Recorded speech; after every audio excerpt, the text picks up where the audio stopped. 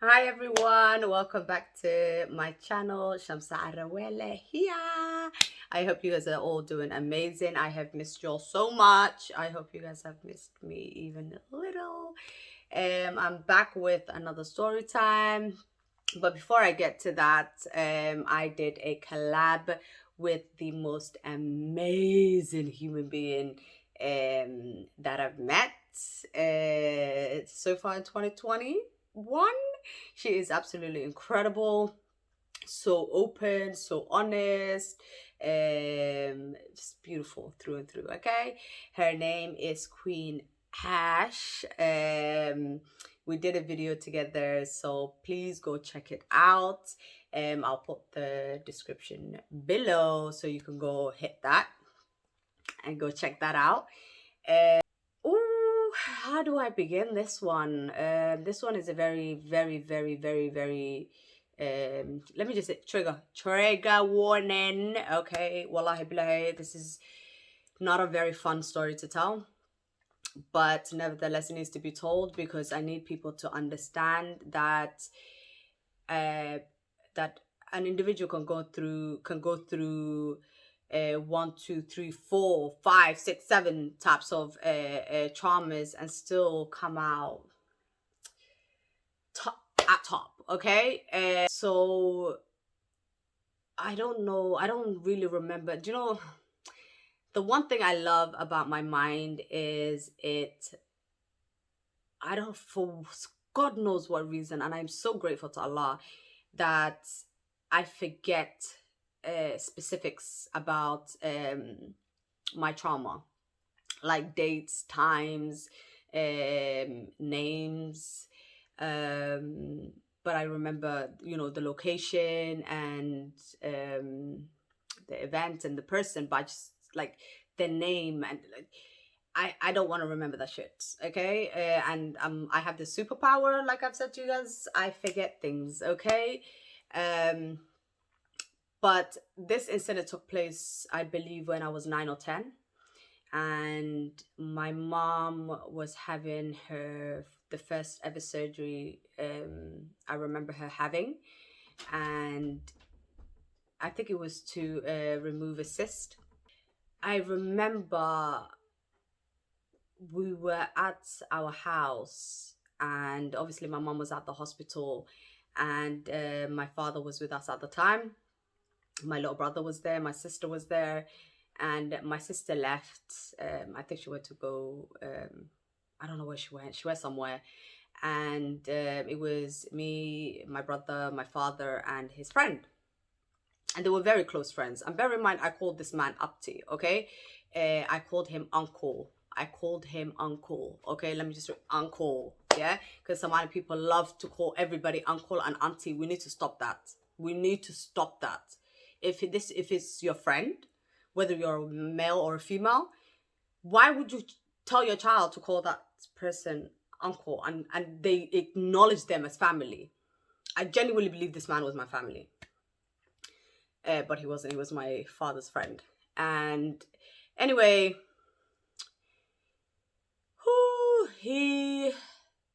my father, my dad went to go pick something up from a shop or from someone, and he left, and he obviously he left myself and my little brother with his friend, the man that I called uncle.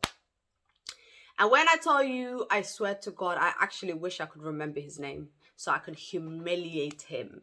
But the power of my mind just refused. It's like, fuck that. You don't need to know his name. It's not going to traumatize you no more. So but he had like a really weird name. Like, Somalians love to give nicknames. Like Madhwain or Ato, Madhwain, Sander, like long nose. Like they give them really, like, I don't know, it's really weird names. Anyway, really odd and weird names.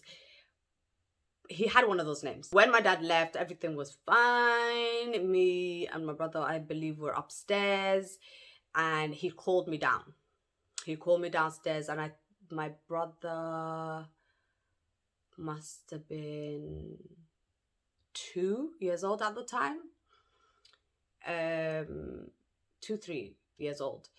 And he called us down. So he's like, oh, Shamsa Kale, come down, come here. And I remember we had 2 living rooms, right? And there was a specific one where it's for adults, and the other one where there's a computer and it's more for us kids. So anyway, I came into the main living room, and he's like, come sit next to me. So I was like, okay. And bear in mind, I looked at this person like family, okay? Family awqate. Aderke awqate. I used to call him Apti, but obviously he's my dad's friend, so we call him Ader. And I took him as family. So I sat next to him, trusted him with my life, okay? And I was clueless. I was absolutely clueless. I sat down. I remember I was wearing a bati. And he started rubbing on my leg. And then I thought, okay, this is a bit weird, but he's talking at the same time. So I'm trying so hard, I didn't know what the fuck to focus on, like his conversation, like what the hell he was saying. And I could not even remember, wallahi, I could not remember what the hell he was talking about.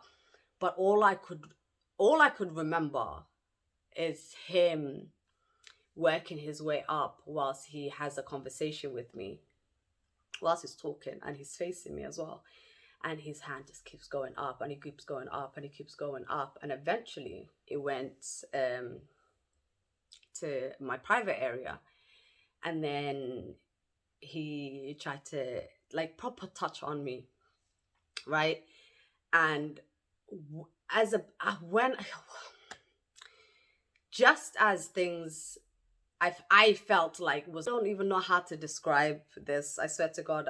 By the way, I have never told my family about this incident. My father does not know about this. He worked his way up my leg. He touched my private area. He touched my chest. And just when I felt like things were going to get worse, or I was feeling so uncomfortable, and I was frozen in my spot, my little brother comes in. My 2-year-old brother stumbles into the room, and I don't know what the hell scared him. I think he probably thought it was my dad. He took his hand back, and I remember I got up so quick, ran out of the window, went right past my little brother, and just stood by the stairs for a bit, right? And then he comes out, and he's like, oh, kids, come on, Sabah, let's go, I'll buy you guys some sweets and chocolates and crisps and stuff. I'm like, okay. He puts us into the car. So we lived in Wilson at the time, near Church Road, really close to Church Road, actually. And he drove us around, and whilst he's driving, he's telling me, if you tell your parents, first of all, they're not going to believe you. Second, he's like, I will hurt you, okay? I will end it for you, okay? Yo, I don't know how someone telling you things like that after an experience like that, I'm actually no. It shocked me, right? And in my head, I was like, oh, please get me out of this car, get me out of this car. Because I think I wanted to be with my dad. I didn't want to be with him. We went back to the yard, and my sister came. And because my sister was only a year older than me, I told her straight away. I said, this is what happened to me. He touched me. I felt really, really, really uncomfortable. And she was a child. She was a kid, okay? She was a child. I do not blame her for this whatsoever, okay? Whatsoever. Because I think it's imprinted within our minds to stay silent from a very young age, regardless, right? So I told her, and I was wallahi on the verge of breaking down because I didn't know, I didn't know how to, I didn't understand it, right? I didn't understand what was going on. I couldn't understand why he was even touching me the way that he was.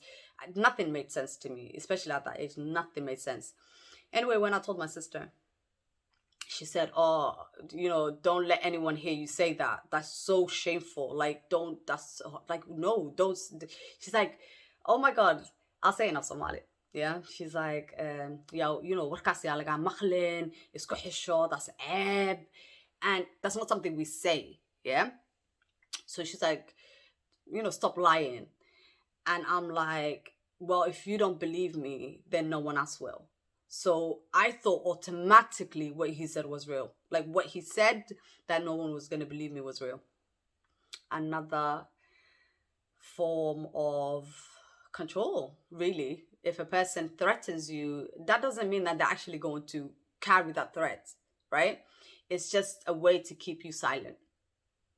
And it worked until I was 16, because I think I ran into him when I just started high school. And he's like, remember what I said, if you tell anyone, what the money? And I'm like, okay. So I'm like, you need to keep your mouth shut. I didn't even know this man moved out of the country. And he went, I think he lives in like Norway or Sweden Norway or Sweden, one of them two places. And when I turned 18, like people don't know, me and my mom used to have really deep conversations. She used to tell me, she didn't tell me a lot about her past life, like her past, but she told me some things and we connected like wallahi, like I knew things that my siblings didn't know about my mom, right? And she would tell me, like we would be in bed together and we would just talk and talk and talk. Like it was so nice. So because I felt she shared something with me, right? And which shocked me. And I thought, okay. And I felt so comfortable sharing it with her. So I told her, I said, Mom, do you remember that uncle that, that's really close to Abba? And she's like, close to Dad. And she goes, yeah. Why? And I'm like, do you remember when you were having your surgery? When we lived in this and this place?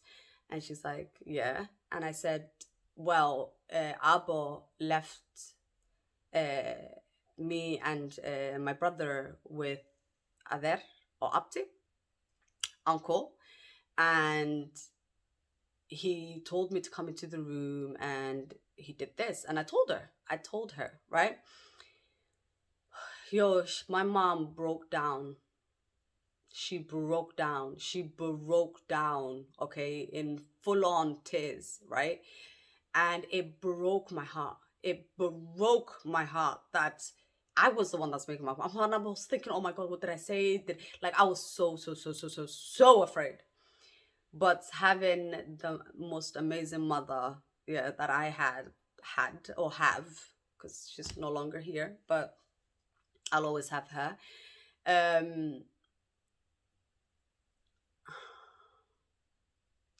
She looked at me and she said, I am so sorry. And I said, you didn't do anything. It wasn't you. You had absolutely, you weren't even there.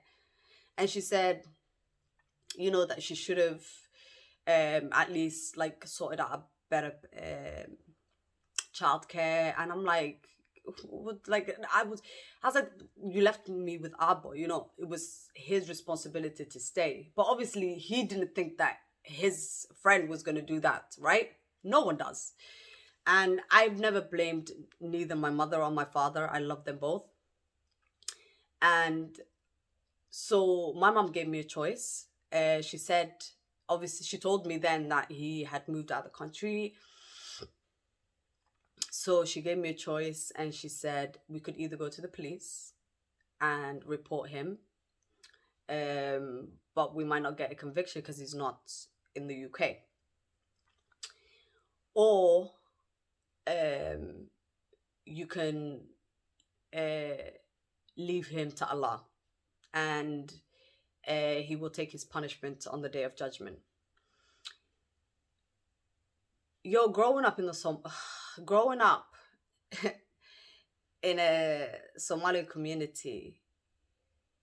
I don't think you're taught to stay silent, but there's certain things that you see that, there's certain things that you see that influence, your decision to stay silent. Look at the royal family. That's a great example. Look at the royal family. They have power. They have wealth, success. Yeah? They have rights that we do not have. Okay? They were silenced. They are silenced. They can't talk about mental health issues. As we've seen what's been happening with Meghan and Harry. It happens within families, it happens within communities, it happens everywhere. I'm not going to say this is very specific to the Somali community. It's not very specific to the Somali community. But my thing is, I am sick and tired of our girls feeling as if they cannot talk to their parents, their mothers, their aunties, their grandparents, their friends about their trauma. Like, it makes no sense to me. Like, where's the shame in talking?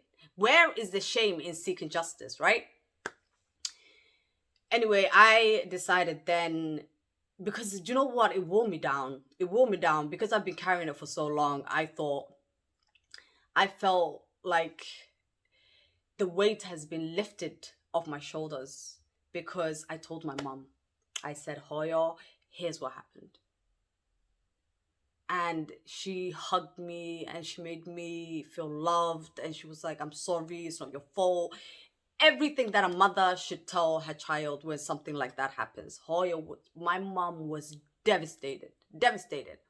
I was targeted, okay? Because I was known as the troublemaker, the outspoken one, the liar, the middle aminin, the one that no one believes, So, wallahi, I really want you guys, hoyasha, abayasha, ediyasha, aptiyasha, to be aware of their surroundings, okay? Not everyone gives a shit about your children. Like, please understand that. Not everyone. Yeah? Maybe someone else mujala. Like, we need to keep that in mind.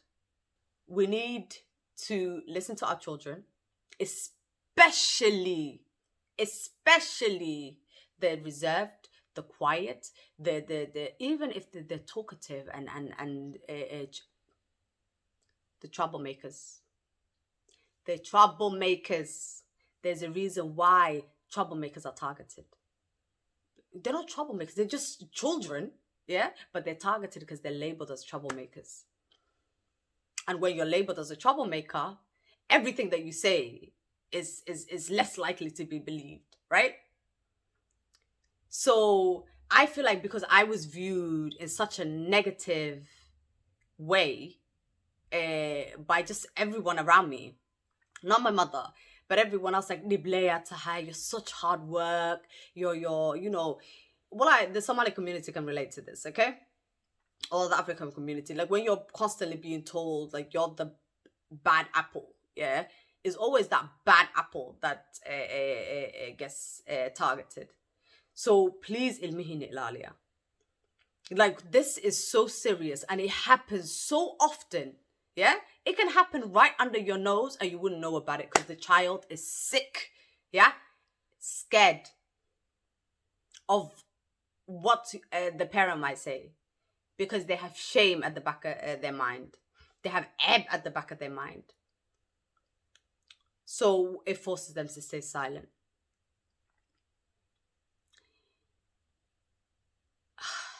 Any form of harassment, any form of physical assault, any form of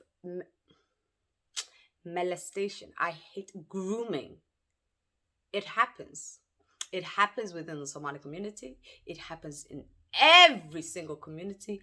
But Aniga, I'm not from every single community. I'm from the Somali community. I'm from a community where everything is so shush, shush, shush, shush, shush, shush, shush. Yeah? It's become a norm. It's become a norm. If your child came to you right now and said Hoyo or Abo, Hebel, whether it's Abti, whether it's Ader, and I don't mean actual Abti or actual Ader, I don't mean actual uncle, but I mean the fake ones, you know, the friends, the ones that are a family friend that we don't call by their name, but we call them uncle for fuck knows what reason. There's no respect. Respect is kadafa, bro. What the fuck is this? Magacod isticmaala. Abdi aldaha. Hussein aldaha. Jama aldaha. The fuck out of here. Maha everyone is up to another. So marki unugi ilmihiina la farxumeena hadahaysiin, oh, how are they going to say abti ay farxumey? Do you know how crazy that sounds to a child? Like abti, that's never going to happen. So stop giving uncle titles and auntie titles to people that ain't aunties and uncles. Now nagadaya, please. Okay? Because it's doing more damage than good. Your child is going to look at them like an actual uncle, like an actual auntie. Introduce them as your friend, sahib KY. Yeah? Not abtigawaye, not ader kawaye. Into igasogala. Where does he come into my family line? Family bloodline? No. Stop the confusion.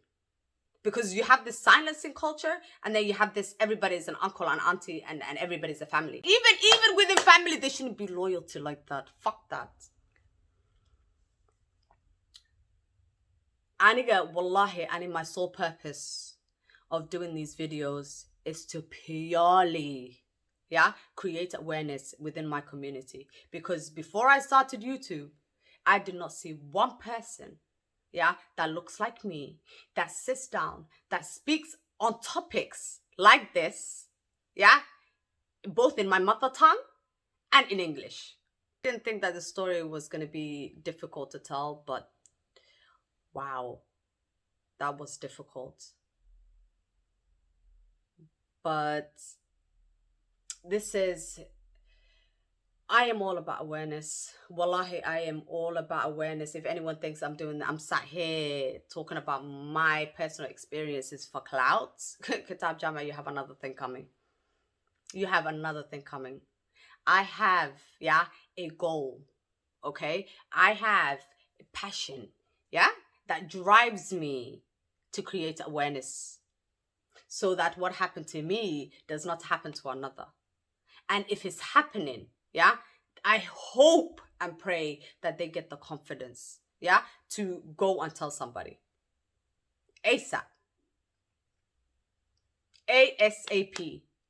Okay? Because they can tell you they'll hurt you, they'll do this, they'll do that, they'll do this.